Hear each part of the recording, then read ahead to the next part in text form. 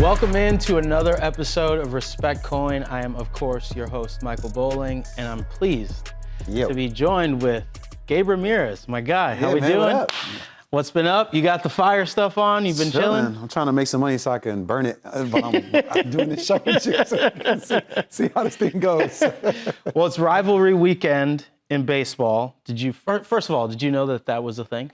I've seen it over the years, right? Where you see weekends where they pair up teams so you can kind of have a buzz growing around. So the rivalries are not really rivalries though, which is what drives me nuts about it. I mean, like you would probably say that the Yankees and the Mets. Fair, that's easy. You know, it's Crosstown. We got White Sox and Cubs, Nats and Orioles, Beltway. That makes sense. Cardinals, Royals. So it's regional. It's not like rivals. Because when I hear rivals, I think Red Sox, Yankees. Okay. Cardinals, Cubs. But it's not that. No. So do you think it's like here to stay, or should we do away with it? I think it still should be here to stay. I think when you're talking about, listen, the MLB is struggling for obvious, right? It's obvious this is why they're doing this. Right. And so I'm a fan. I do love baseball. I truly enjoy it. So, anything you can do to put more eyes, on MLB, you have to kind of figure it that way. Now, there are some that kind of throw you off, as you mentioned, right? But like Sox, Cubs, I'm in. For sure. Yankees, Mets, I'm in. There's going to be storylines surrounding all of that. So it's just, again, it's good for the league. So what you're saying is you're not in on Braves, Red Sox? That was a tough one for me, right? It's like Chris Sale, something. They're worrying about players, something. I don't get it either. But who else are you going to put the Red Sox up against? The Orioles? I don't know. It's weird because like the Mariners are paying the Padres and they've only played each other like 120 times all time. Now that makes sense to me though. Because you think about, the Padres and some of the players that they have to represent, Japan and such. Yeah. Same thing with the Mariners. That's true. So the eyes are on them, you know what I'm saying? The Rockets. They got a big following in China. That's a good call. Yeah. I'm glad that they're doing it because like you said, MLB to me is struggling with, is this interesting? How can we make this interesting? And these matchups are going to be a little interesting. We have one in town that I think is going to be a lot of fun, which we'll get to. But before we get too much into the weeds, tell me a little bit about how you got into betting. Obviously, this is a betting show. Yeah. It may or may not be on the legal side, but that's okay. We could do that. But yeah, tell me how you got into some sports betting. My gambling definitely started before it was legal in the state of Illinois. Yeah. Whether that have been, we're not gonna talk about that. But yeah, I mean, you gamble. I think really it starts from your family, right? When you're like, oh, I'll bet you right now that that's not gonna happen, and that's really how it starts. And then all of a sudden, it's like, I'll bet you. Like my dad, I'm sure I have like a running account with my father right now for like negative $11,000. Bets we've made since I've been like 5 years old, right? Like it's different. But that's how it starts. And then all of a sudden, you really do, and even before you like cover sports media, you genuinely feel like, it helps you engage with the game. For sure. But more importantly, like you do feel, and I think we all do in gambling, I love gambling, is that, you feel like you have a competitive advantage. Right. Like you watch the sport, you understand it differently. I've played basketball and football in high school, not at a high level, but I feel like I understand it differently. Right. So I think that, once you get into that, and then when it became legal, it was just was on. Oh my God. Soccer was the first thing I was gambling on because that was the only thing that was happening in 2020 For sure. So. Yeah, no, I remember vividly when Indiana got it, I had my boys in the group chat like, let's drive across the state. Like the NFL draft was like legal to bet in Indiana. And what we did was we drove to the Horseshoe parking lot, put in a couple bets. We went in, had a beer, and then, got back home. Like he said earlier, legal or illegal, the way we were doing it. Who did you place the bet on? Do you remember? That pick year, in the draft? Yeah, I think that year it was, I can't even remember. All right. I definitely lost. That's if I won, I would have remembered for sure. All right, so I know you've done a lot of, jobs, adjacent to betting, covering betting. How did you get into that? Like, what's been like the most fun thing that you've been able to do on that side? You mean just like covering sports as a whole? Covering sports betting. Betting. Because I know you've done like the shows where. Yeah. No. Of course, 𝗏𝗀 Network has a lot of stuff. I've worked with a lot of people there. I think to me the coolest thing is, I'm a casual gambler, like most people watching the show are, right? For sure. But when you get to be paired up with an actual expert, like that's the best thing ever for me. They hear and see things so differently. And shout out to 𝗏𝗀, college football expert, dude does everything. So I did a show with him. Shout out to 𝗏𝗀 and 𝗏𝗀, the three of us. Yeah. We used to have a show together. And Pete didn't gamble on college football. At all. At all. And he's like, I don't want to ruin the integrity. I feel like it might mess with my brain, how I'm writing all my stories. So I was the beneficiary of that. Right. I was sitting, I'll tell you this right now. Every Saturday, ask Alyssa, she'll tell you. Every Saturday, I pull up in the studio and I bought lunch. Every Saturday, I was winning so much money. Pete would walk in the door and be like, oh, this is obviously what's going to happen here. This is gonna happen. And I'm laying the money down. Every Saturday, I'm coming up with pizza. You got Chipotle bowls, just everything. So I mean, I've definitely had the luxury of sitting next to big people that know way more than I do. Yeah. I'm able to piggyback off their skills. For sure. I mean, when I was working at Bleacher Report, that was maybe my favorite part of the job, right? We would go to like 𝗪𝗏 and we would meet some of the odds makers, and those guys, obviously, they're setting the lines, so they know exactly what they're talking about, right? And I think the one thing about, you know, us as like casual gamblers is like you always feel like you have the edge, especially when you work in media. You feel like, you know, this is kind of my work. I know the research. And then you meet the guys that set the lines. You're like, all right, maybe they know more than we do. They're on the opposite end. Exactly. They want to take our money, and we're like obviously willing to spend too much of it. So, no, it's cool. I definitely watched a bunch of your content when you were over there working with Pete and Alyssa. And, you know, Alyssa and I, we rapped together before the Bulls games, right? Like she gives out her picks on pregame. But it's so cool to see this like community of like sports bettors, especially locally. It's something that I never thought would get as big as it is. So what do you think is like, where are we heading, right? Like now betting is everything. Like it's on all the commercials. It's on, it's integrated into the broadcast. Like, do you think we're heading to a negative place, or do you think it's going to be pretty steady? I mean, listen, if you think about casinos in Las Vegas, right? And the evolution of that city, you know, from its inception into where it's at now, it's still viewed as a mecca of gambling, entertainment, and happiness, despite the amounts of losses that I've had, and you probably as well, while you've been in Vegas, right? So I think gambling is no different, right? It's just a bit more intricate, a bit more detailed.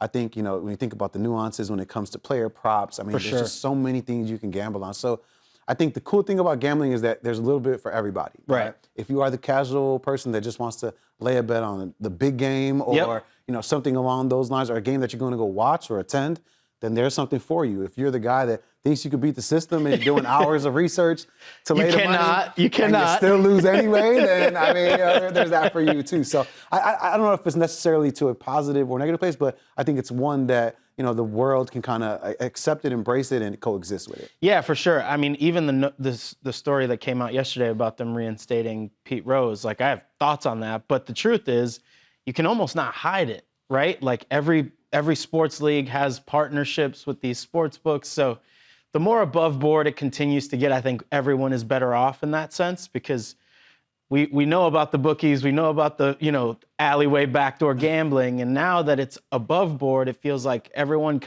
even if you don't like to do it, you understand the value it brings from a monetary perspective. So like, I'm not a team owner, so I don't care what they're making from it, but at least now you have lines that everyone can access. You don't have to worry about which book has this and which book has that. Like, the fact that it's above board makes everything more fun. Yeah, I think, you know, obviously you talk about college sports, right? That changed and evolved over time where the players are getting played. I think the same thing happens with gambling, and we're looking at it from a larger scale with Pete Rose specifically. For sure. It's like you would be a hypocrite if you do anything other than allow him or those that have to benefit off it. They're making a lot of money. a lot more eyes. Right. You get more eyes on the product, and I think that's important too. For sure. That's a point I feel like can be underscored a little more, that like, if you're a casual bettor and you're watching the games, it provides entertainment, but this is like a completely different world that you could live in now. Like, you don't even have, you know, I'm watching St. Mary's play basketball because I have $10 on the game, right? And those are like 10,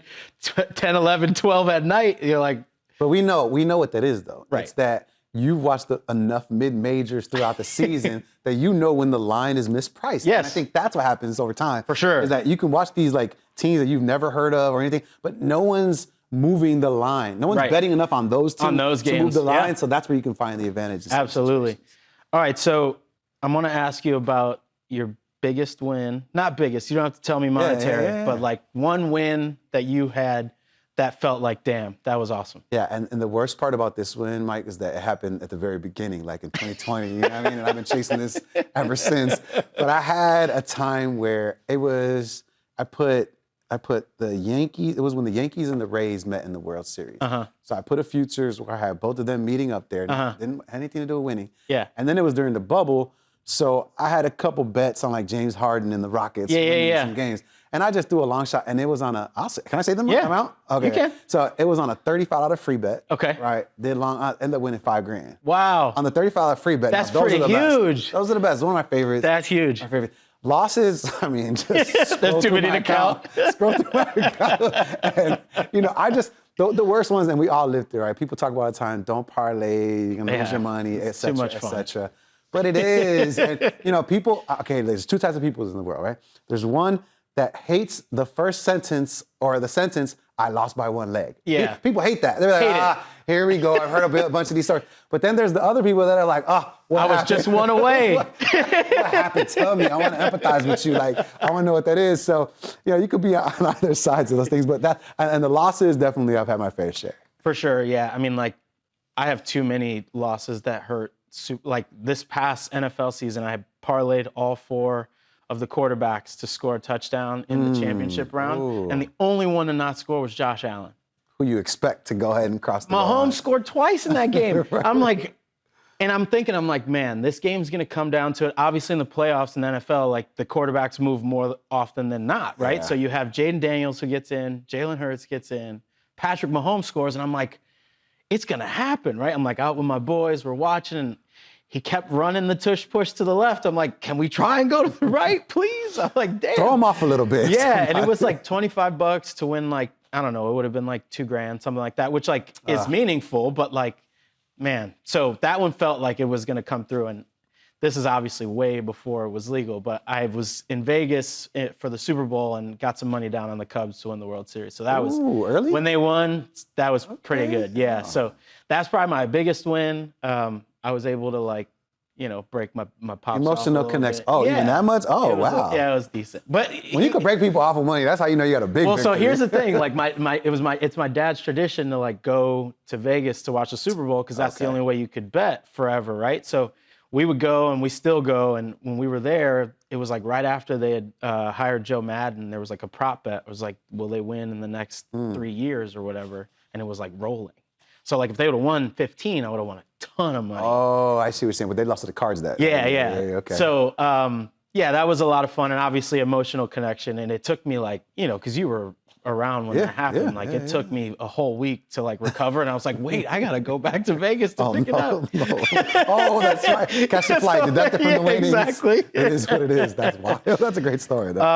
All right, so let's talk about Cubs Sox. That's starting this weekend. We're filming this on Wednesday, but a lot of things to talk about with both sides, right? So from a baseball perspective, the Cubs are in first place.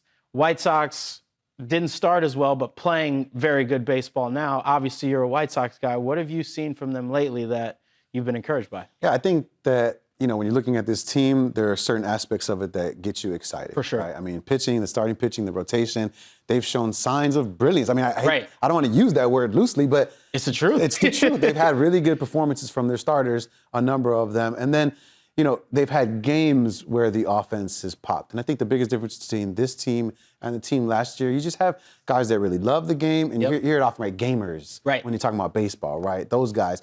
And I think they have a lot of those, and when they're able to put it together, you know, you can pull out some victories. So you've seen as of late, right, with the last couple of series that, oh, okay, when you're playing baseball the right way and you can put up a couple of runs, right? Because your pitching staff is that good, like, you can pull out some victories. And I think that's what you've been seeing as of late from the Chicago White Sox. For sure. I mean, like, I was at the raid all weekend with Chuck and Ozzy, and, you know, aside from the Elko story, which I thought was really cool, him homering, they just play much more inspired than they had in years past, right? And I think 𝗰𝗶𝗹 deserves a lot of credit. He's done a really good job of just, like, laying a foundation of, like, we're going to play the right way, we're going to steal bases, we're going to bunt, we're going to move runners, we're going to create havoc that, like, it just wasn't there last year, right? And I think the fact that things kind of took a turn for the worse as soon as, like, you know, we got to June 1st, it was pretty much the season was over.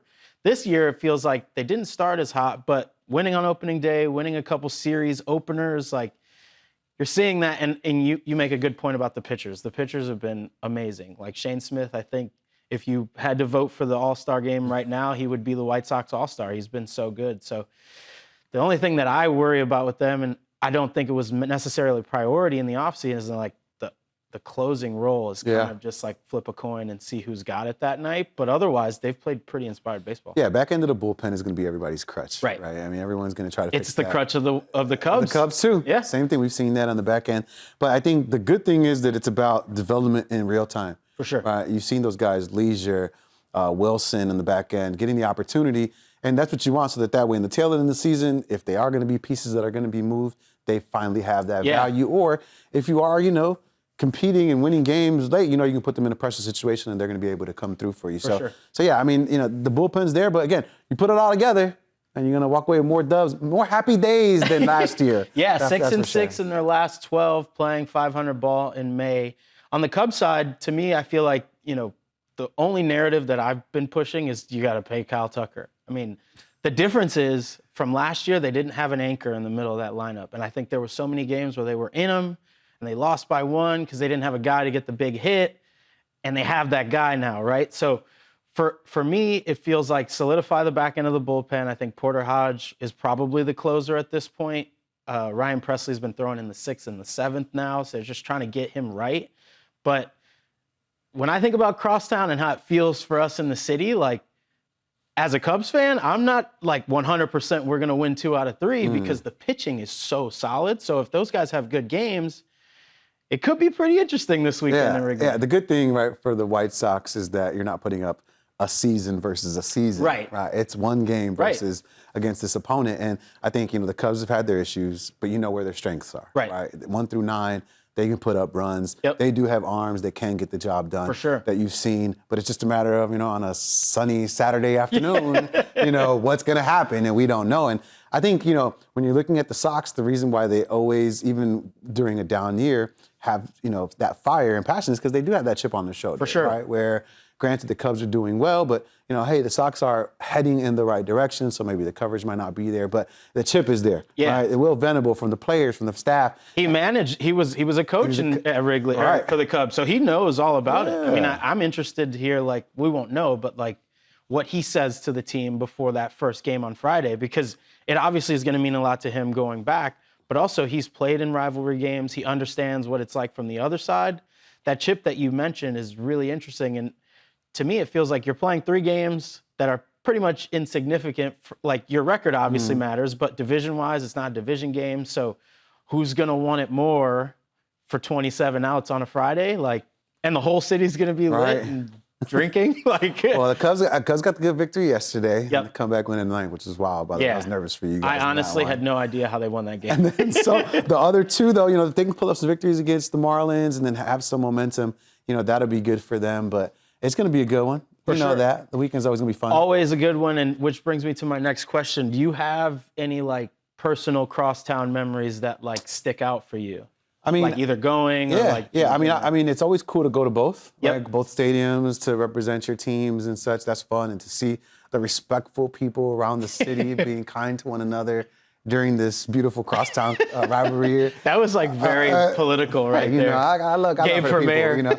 But I do say '06, man. After the punch from AJ, for him to come back, be down 1 in the bottom of the ninth or in the ninth, and hit that 3-run shot. I mean, I just remember, after the World Series, you're feeling good after that. You know what I mean? So it was a good memory. That one sticks with me for sure. I love it, man. There's so many that are really fun. Obviously, last year was interesting. The White Sox were pretty down, but I was nervous at those games because all of those games were close until the 7th and 8th inning. And it got to a point where what's going to happen here? Who's going to be the guy? And a funny betting story, I was down, I bet the Cubs first 5, they lost because obviously they weren't winning in the 5th. And so I'm doubling down, I'm live betting. I live bet Ian Happ to hit a home run, and he hit a home run, and I was back-to-back with Cody Bellinger. So that was fun. I was with I was with some people, and we were, talking that talk like we do. Of course. But the thing about Crosstown that's so fun to me as I've grown up, as a kid, I feel like once you have that city, that team pride, you all you want to do is talk your trash at school and whatever. And now as I grow up, the respect factor, I think, is so important and doesn't get talked about enough. Because I think real baseball fans, people who really love the city, if the Sox won the World Series, I would not be hating. You know what I'm saying? And there's some people I feel that pretend that that's the case.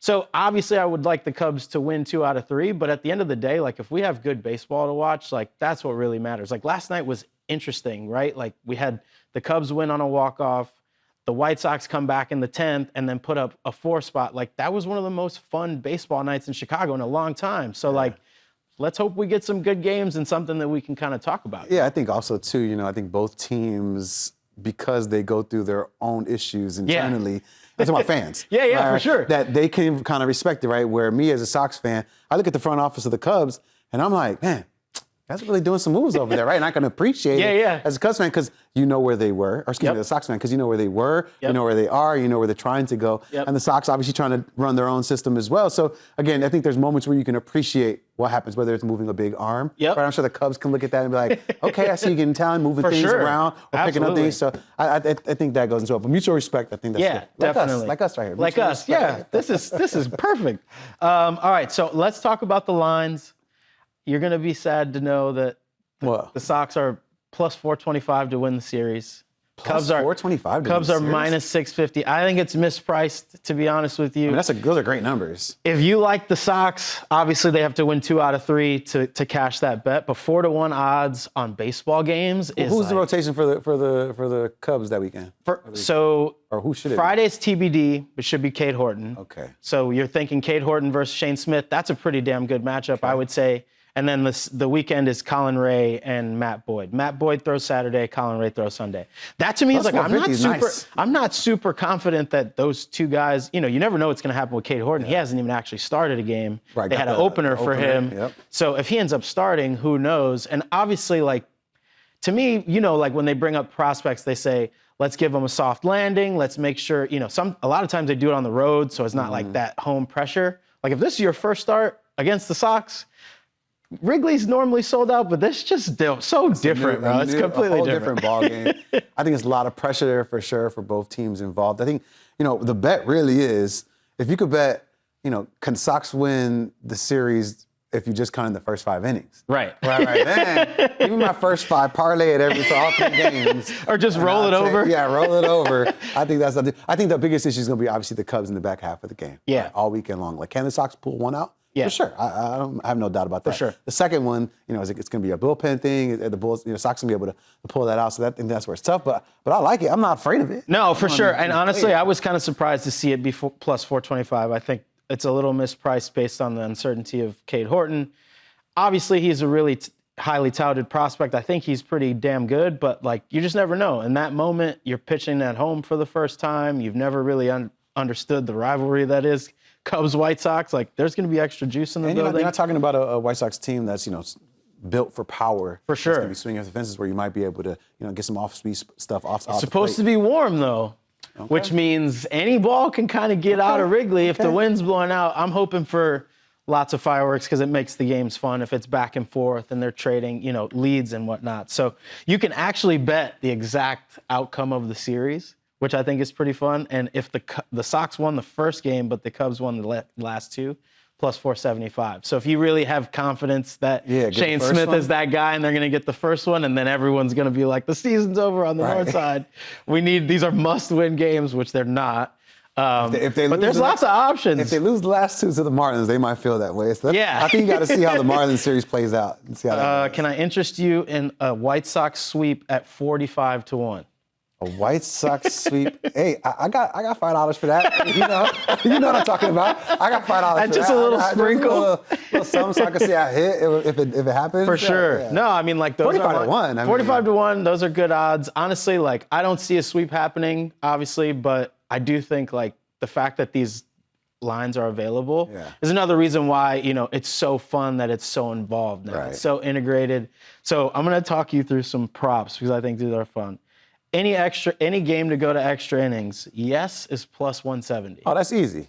That's easy money. Definitely something's going to go. Because there's going to be one game that's just 2-2. You know, like a low-scoring game that's just bound to happen. Those are good odds. I think they're good. Any game of the series to end in a walk-off, plus 165. Unless Tim Elko is up in the bottom or in the 9th inning. No, I say no.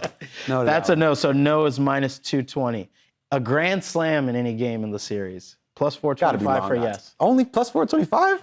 I hate home run props at this point because, like, to me, the numbers don't make sense. When the odds first went live and legal back in 2020, like, it was almost like 5 or 6 to 1 for like the big boppers to hit home runs. Now you can get Aaron Judge to hit a home run at plus 190. Yeah. That's crazy. 2 to 1 odds. Crazy. Somebody you only gonna get 4 bats. Right. He's doing it every 15 at bats, every 4 games. The one that I'm gonna take any triple in the series is minus 120. You think PCA is going crazy? Is that right? No, but I do think Who's know, gonna like hit the triple? Robert's fast. He is. All right. You got him getting the triple. Okay, so I bet before the season that both PCA and Luis Robert would both steal 30 bases. Okay. And they're both over 15 already. Yeah. Which I love. Like, I'm not gonna lie. Like, as a Cubs fan, I love what 𝗏 is doing because he's like, we're gonna try everything. We're gonna get runs. We're gonna try and just force people. You know, like, you force action. That's baseball. That's how you play baseball. Make and I feel like they didn't do that last year, and they didn't do it the year before.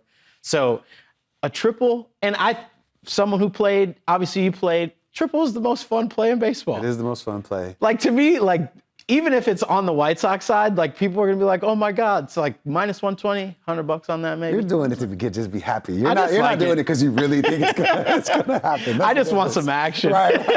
I knew it. The degenerate is coming out. All right, so let's wrap up. Hitter and pitcher on the White Sox side that you're gonna watch for to have a big weekend. Yeah, 𝗪𝗪. I think you're looking at his strikeout props. He's had quite a few over his last starts. So I would go for the over him. I'm sure it's gonna be hovering like around 4.5. Yep. For him. So I would definitely take. He's been going deeper into games too. Been going deeper in games, and I mean the changeup's looking good. Yeah. It's looking good lately. Nasty.